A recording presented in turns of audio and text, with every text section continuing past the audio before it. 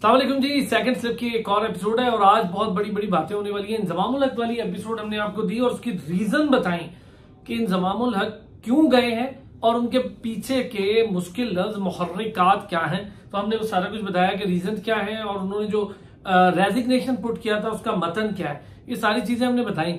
आज मैं आपको ये एक और चीज बताने जा रहा हूँ और मैं क्या, रिजवान भाई साथ है। आज हम दोनों एक बड़ी इंपॉर्टेंट चीज डिस्कस कर रहे हैं। आपने देखा होगा बाबर आजम का एक व्हाट्सएप चैट चलते हुए जो सलमान नसीर साहब और बोर्ड के बड़े आला ओहदेदार हैं उनके साथ थी। अच्छा, वो चली एक चैनल पर, बड़ा अनएथिकल है।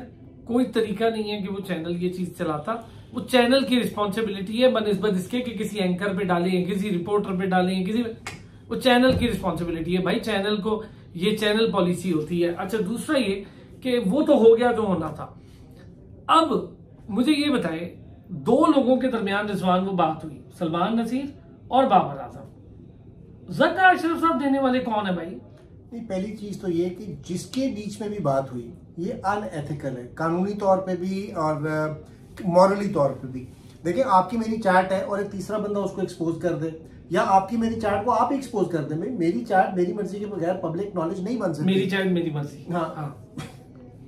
लेकिन ये देखिए, इट्स कंप्लीटली अनएथिकल। क्रिकेट को क्रिकेट पे रखें। इस टाइम के ऊपर आपकी जब टीम परफॉर्म नहीं कर रही तो आपका फोकस ये है कि आप क्रिकेट से ध्यान उठा के किसी को ब्लेम कर दें। और सारी गेम ब्लेम करने की है। और ब्लेम क्यों करना चाह रहे हैं कि भाईजान बोर्ड में जो बैठे हैं उनको बच जाएं और कुर्बानी का बकरा आप किसी प्लेयर को बना दें। अभी बाबर आजम की अगर चैट लीक हो रही, इसमें बाबर आजम का कसूर नहीं, बट उसके ऊपर अनएथिकल अपनी जगह पे उसके ऊपर एक अननेसेसरी प्रेशर डेवलप किया जा रहा है कि आगे ही उसे स्कोर नहीं हो रहा है या वो अपना टीम को मेंटेन नहीं कर सकता, मैनेज नहीं कर सक रहा, तो उस वक्त के जी वो उसकी बात का जवाब नहीं दे रहे। This has nothing to do with cricket and it should not have happened. और इसी से आपकी टीम बहुत प्रेशराइज हो रही है, गैर जरूरी चीजें उन तक पहुंचती हैं। वो बेचारे कहते हैं हम यहाँ क्रिकेट खेलने आए, ये हमें एक नए मोड़ पे ले आए। दूसरा, एक साबिक क्रिकेटर, मैं नाम नहीं लूंगा क्योंकि वो बड़ा नाम है, पाकिस्तान का मोहब्बत है, सबको पता है।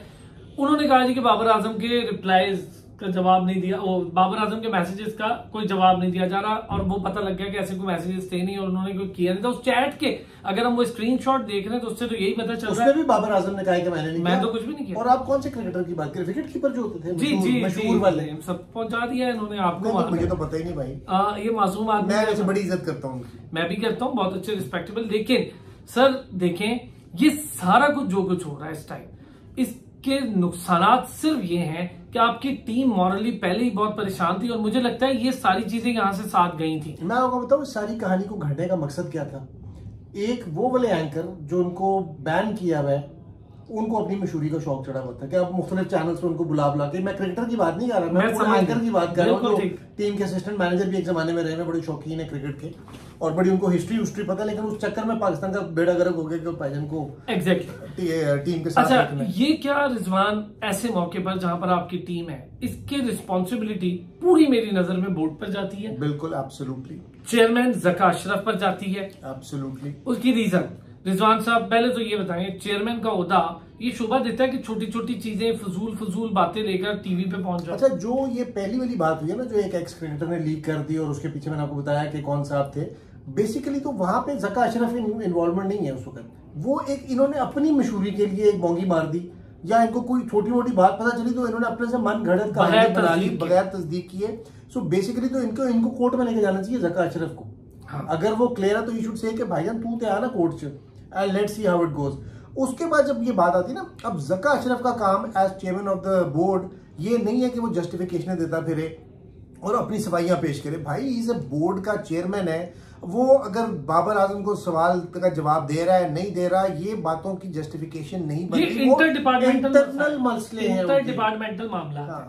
देखिए, दूसरी बात ये कि जहां ये बात चली, जैसे भी चली, अनएथिकल है। हम इसको बहुत कंडेम करते हैं, अनएथिकल है। दूसरा ये है कि यार आप, बाबर आजम पाकिस्तान में ही नहीं है भाई, आ तो लेने दो यार उसको, आएगा, उसका कॉन्सेंट इसमें था, उसका कॉन्सेंट नहीं था, ये कौन तय करेगा। और वो यहाँ है नहीं, वो बेचारा को बद नजला गिरा रहे हैं। असल में इसकी सारी रीजन आपको बता देता हूँ।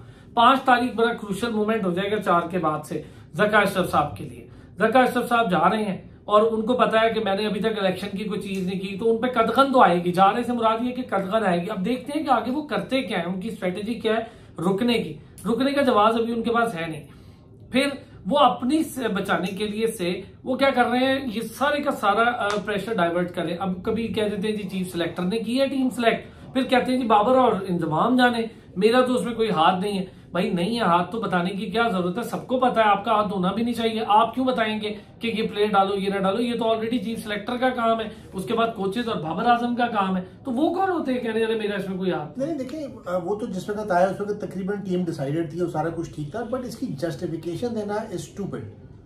आपको बनता ही नहीं है ना, आप अपने काम से काम रखें। जहां तक बाबर आजम है वो अपनी टीम का खुद जिम्मेदार है, आके जब फाइनल में पहुंचते हैं नहीं पहुंचते, सेमीफाइनल के लिए पाकिस्तान क्वालिफाई करता है नहीं करता, वो आएगा तो उसकी अकाउंटेबिलिटी उस वक्त आप की जाएगी। इस वक्त टूर्नामेंट के बीच में बांग्लादेश से मैच हो रहे हैं, अभी आगे आपका इंग्लैंड और न्यूजीलैंड रहेंगे, तो ये this is not the time to start कि उनके आप एहतसाब शुरू करें। बिल्कुल ठीक है। तो अपनी बचाने के लिए कुर्सी और अपनी से बचाने के लिए उन्होंने कहा कि यार इससे पहले कि मुझे कोई, उन्होंने आ गए हैं इज्जत में कि यार मैं नहीं हूं भाई, मुझे ना कुछ हटाना है यहाँ से। और दूसरी बात यह है जी कि हम ये कहते हैं दुनिया भर के कोई बोर्ड के जो अफसरान है वो आपको कहीं नहीं दिखते होंगे, क्रिकेटर्स दिखते होंगे और प्लेयर्स दिखते होंगे, वो नहीं दिखते होंगे। तो ये बड़ी ज्यादती वाली बात हो रही है। पाकिस्तान में एक नया ट्रेंड सेट हो रहा है, ये होना नहीं चाहिए। और हम कहते हैं जी आप प्लेयर्स पर ये देखें, हम कहते थे ये रिजवान याद है, हम अपने टीवी शो में भी कहते थे यहाँ ट्रिकल डाउन इफेक्ट आता है जब 4 चेयरमैन चेंज हो जाते हैं। वो आया सर, आया आप देखें। और ये टीम सोचती है मेरे साथ क्या होगा भाई, मेरे साथ क्या होने जा रहा है। सबसे पहले बंदा सोचता है कि यार मेरे साथ क्या होगा, पूरा ड्रेसिंग रूम का माहौल खराब होता है। आपके कोचेस चेंज हुए ना, हर दफा आपका कोच चेंज सिलेक्टर चेंज हो गए, तो फिर आपकी टीम कितना परफॉर्म करे। एग्जैक्टली। और फिर नई खबरें आती है ना हर किसी के साथ, वो अपने डायरेक्टर भी ले आया, वो अपना कैप्टन भी ले आएगा। अजीब ही पाकिस्तान की बनता है। भाई बस कर दो, पाकिस्तान टीम को खेलने दो, अल्लाह का नाम लो। और ये वो दुनिया की बेहतरीन टीम बनी थी, हमारा कॉम्बिनेशन फिट था। आपने इतनी पॉलिटिसाइज करने की कोशिश की कि इतनी गैर जरूरी उसमें घुस के इंसर्जेंसीज की कि वो बेड़ा गर्क कर दिया पूरी टीम का। चले जी, लाइक कराते हैं, सब्सक्राइब करें, कमेंट करें। और बहुत सारी ऐसी खबरें हैं। ज़का अशरफ साहब के 5 तारीख के बाद क्या होने वाला है वो हम आपको अगली वीडियो में देते हैं।